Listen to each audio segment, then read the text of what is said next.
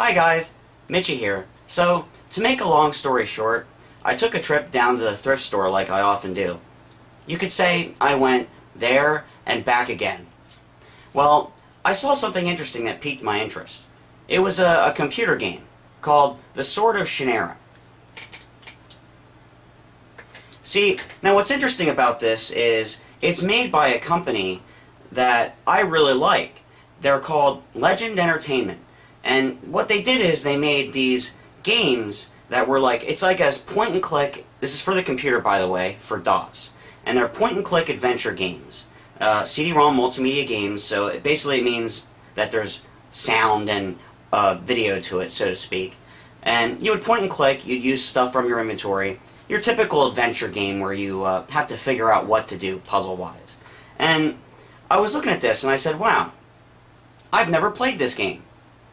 And I've never really read the books, but I remember the books always being there at the school where I was going to school, and I never really had the time to read it. So I'm thinking, I want to review this game, but if I'm going to review the game, I'm going to have to read the book. So here you go, the Sword of Shannara. It's probably pronounced Sword of Shannara, but you know, phonics, in my opinion, dictates that if I'm going to say the word Shannara, it's going to be said Shannara. And I'm just going to say it that way. But I'm sure it probably is Shannara. So, anyways, it's a fairly big book. How many pages is this? 721 pages. And, like I said, never read it before, so I'm curious. Because, you know, I like old fantasy books. I mean, Lord of the Rings comes to mind, you know, The Hobbit. You know, who hasn't read those books? Harry Potter, you know, all those books. So, well, I guess I better get started because there's a lot of pages, and I want to actually review this game and the book and do it justice. So, I gotta get cracking. Let's see, page 1. What? What? What? What? What?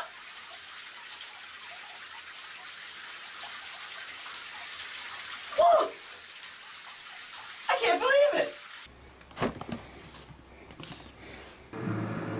Look, Frodo. It's Mr. Bilbo's trolls. What? What? The Sword of Shannara versus the Lord of the Rings. So, okay, every major fantasy adventure is gonna have a good guy and a bad guy, and a lot of times the bad guy is called the evil one, and often there's a talisman, such as the ring in The Lord of the Rings, or the Sword of Shannara, which is the only item that can kill them. And if those were the only real comparisons, I'd be okay with that, but, well, in The Lord of the Rings there's the Shire, and the equivalent of that is right there in the Sword of Shannara, a place called Shady Vale, both places where the heroes come from. Well, in The Lord of the Rings, the main character, Frodo, is the only one that can save the world. Well, in Shannara, She-Omsford is the only hero that can save the world. And did I mention that they're both orphans? In The Lord of the Rings, we have Sam, who's the sidekick to the very end.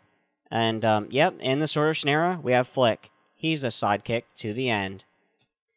In The Lord of the Rings, we have Gandalf, the magical wizard, who warns that evil is coming to his hometown and Frodo must flee. And that's okay. That doesn't happen in the short... Oh, wait, it does.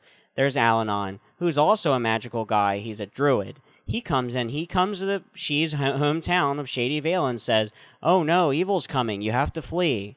In Lord of the Rings, we have the Ring Wraiths, and they're sent after Frodo. In the Sword of Shannara, it's okay, because they're skull bearers that are sent after She. In The Lord of the Rings, they must travel through the dangerous old forest to escape. In the Sword of Shannara, they must travel through the dangerous black oaks to escape. In Lord of the Rings, Tom Bombadil is an old magical being, and he helps them out when they get stuck. Well, in the Sword of Shannara, there's the King of the Silver River, who is an old magical being which helps them escape too. Well, Sauron can only be defeated with the One Ring. Well, in the Sword of Shannara, Brona can only be defeated by the Sword of Shannara. In The Lord of the Rings, you have to travel to Mordor, where Sauron is. And that's okay, because in Sword of Shannara, you don't have to... Oh, wait, no. You have to travel to Skull Mountain, where Brona is. Of course, in Lord of the Rings, only a small group or a fellowship could make that journey and sneak past all the, dangerous beings and things on the way. Oh, in the Sword of Shannara, of course, only a small group or a fellowship can make the journey and sneak past and hope to make it.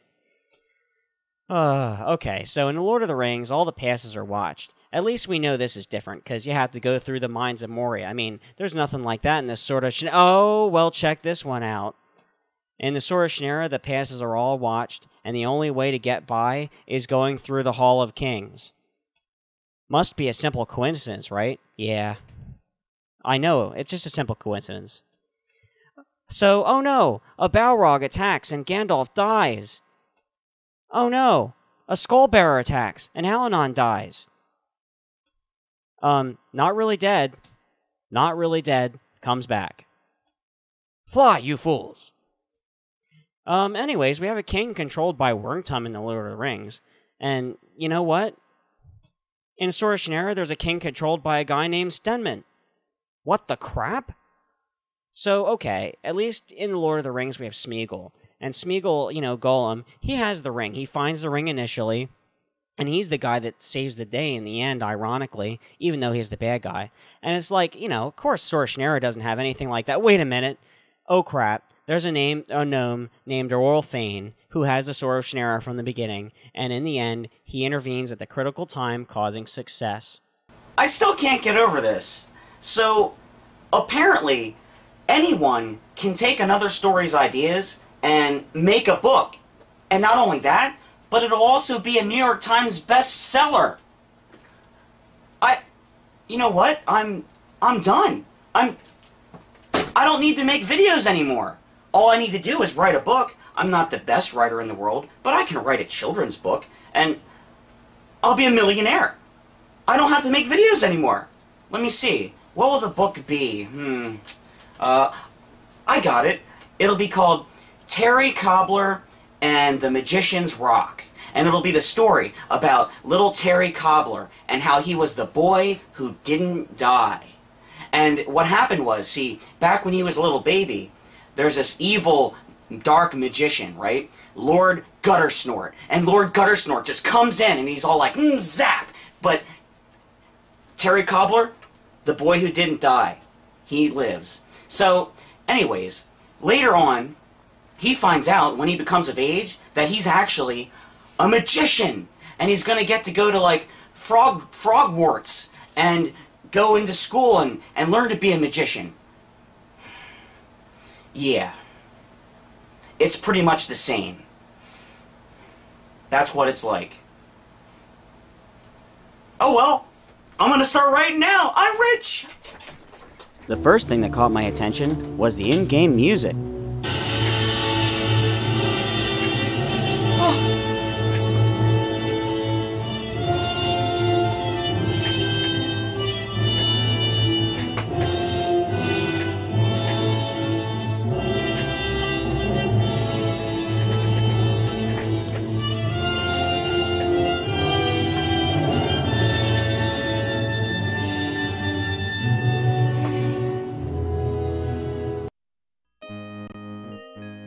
Okay.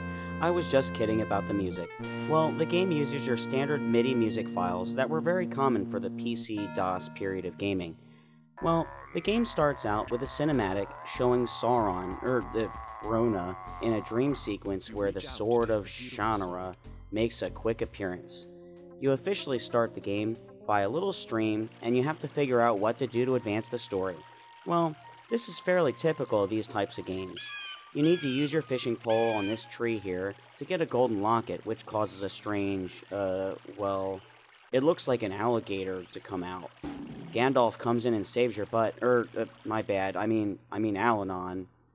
This engages the conversation system, in which you can choose what to say, and you get different responses from the NPCs. It's fun to exhaust all of the options just to see what they will say when you ask something really stupid. God, can I take a minute to mention the music? It's MIDI file music, so yeah, it can only be so great, but all the music in this game, it pretty much sounds like a 2-year-old playing with a xylophone. This is a really odd game from this company. Unlike the other games from them which I played, they actually tried to incorporate a battle system. It sucks. Whenever I'm forced into a combat situation, you pretty much click attack and hope that you win. If you die, you just keep starting over until you finally win. It's so random. It sucks. There's also this annoying overworld layout for traveling. It sucks. Enemies chase after you, and you do not want to fight them. Trust me, you do not want to fight them. I love this posed pointing scene Shella does. It doesn't suck. The voice acting is pretty darn good. Is it just me, or does this guy sound like the Man-at-Arms from He-Man? Princess Shella, you must go to the manor house as quickly as possible. I'll be happy to do whatever I can for you and your father. She cannot take much more, this captain. I'm kindred all she's got. Oh, God. Well, now I feel bad for making fun of him. He's dead now. We don't allow dwarves in Tyrsis. Wait, what? What? Did he just say we don't allow dwarves in Tyrsis? We don't allow dwarves in Tyrsis. Wow. Somehow it always seems like zombies always make an appearance in the games by this company. I love it. They're corpses. The hardest, most convoluted part of this game is when you have to summon the spirit of Wormtongue. Oh, wait, I mean Stenman. I'm sorry, I keep getting this mixed up, but it's not my fault. The same characters are basically in 2 different stories. In order to summon Stenman's spirit, you have to place all kinds of crap you collected on the ground. And it's not like there is a designated empty spot like a pedestal. No, just a spot on the ground. Several spots. It's the most confusing thing I could think of adding to a game. Forgive me, Brendel. I don't know what it is, but this guy reminds me of Sean Connery a little bit. Oh, and I just noticed, this guy seems to fit the Lord Elrond role pretty well. Yay. Well, after about 3 hours and the help of a guide, I was able to beat the game. I guess since it's a multimedia PC game, I can expect some sort of video cutscene for the ending, right?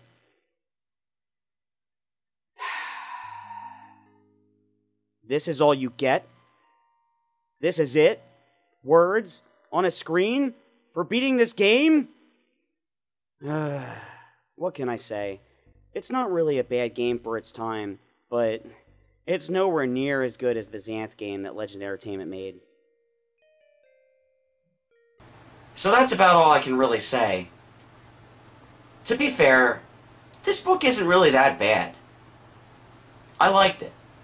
I really did. I actually enjoyed reading this book. But there are a lot of things that are obviously not original.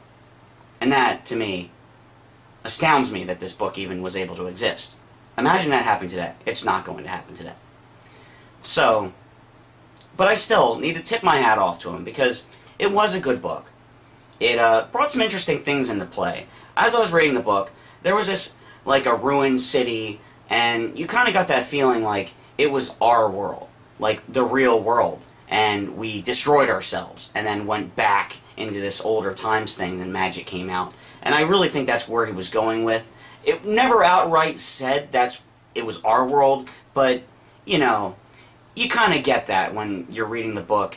And it was cool because there was actually a robot, like a cybernetic robot that they had to fight in this book, like a half-human, half-robot cyborgy thing. So, you know, it's not like there was nothing creative in it. However, I do think the whole cyborg robot concept, I think that was Dungeons & Dragons, which I don't know if that was before this or not, but I think that was one of the beginning things where that kind of entered the fantasy aspect world where swords and robots would somehow be combined. You know, Dungeons & Dragons. But, and the game itself, I love the company, Legend Entertainment. So, you know, the book isn't too bad. The game isn't too bad. I guess that's about all there is to say. I mean, I'm not going to destroy these things because, well, it's not that bad. And, you know, I'd play it again. I like these kind of games. I really do.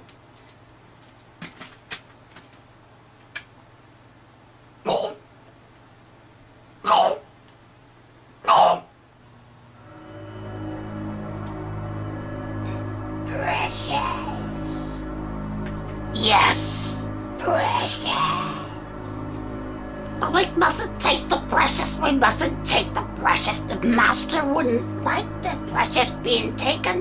The precious was ours all along anyways. The precious belongs to me.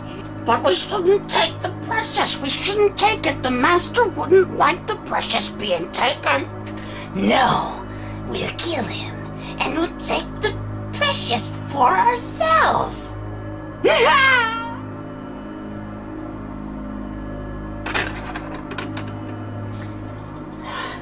Finally, the precious is ours. Precious!